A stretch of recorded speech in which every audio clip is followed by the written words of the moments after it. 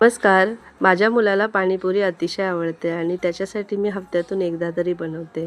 आणि पाणीपुरी बनवणं हे सिंपलच आहे, खूप छान बनते. तर इथे मी पाव किलो इतके सफेद वाटाणे भिजत घातले होते. त्याच्यामध्ये 2 बटाटे, थोडं पाणी घालून, हळद, मीठ घालून त्याच्यामध्ये थोडंसं तेल घातलं आणि त्याला 4 शिट्या लावून घेतल्या. एकदम गरगरीत शिजवून घेतले.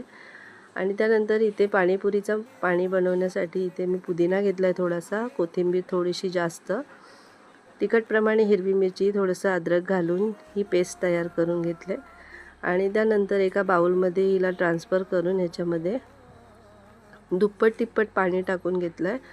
आणि त्यानंतर ह्याच्यामध्ये मी चिंचेचा कोळ घातला आहे थोडासा. आणि ह्याच्यामध्ये पाणीपुरीचा मसाला असतो तो 1 मोठा चम्मच घातला आहे. याच्यामध्ये सगळे मसाले असतात, तर काही टाकायची गरज नाही लागत. आणि याच्यामध्ये थोडंसं ब्लॅक सॉल्ट घातला आहे, थोडासा साधा मीठ आणि चाट मसाला घातला आहे, अर्धा लिंबू पिळून घातला आहे आणि छान मिक्स करून ही पाणी रेडी करून घेतलं आहे. त्यानंतर इथे मी खजूरची चटणी, ही गोड चटणी काढून घेतली. तिची रेसिपी तुमच्यासोबत मी शेअर केलेली आहे, पाहिजे तर मी ही लिंक करेन रेसिपी. आणि त्यानंतर मग इथे मी रगड्यासाठी इथे कोथिंबीर टाकून घेतली आणि जो पाणी बनवलेला तो टाकून घेतला. त्याच्याने छान टेस्ट येते. सगळं मिक्स करून घेतलं रगड्याला. आणि त्यानंतर इथे कांदा वगैरे सगळं कट करून ह्या लोकांना सगळं रेडी करून दिलं.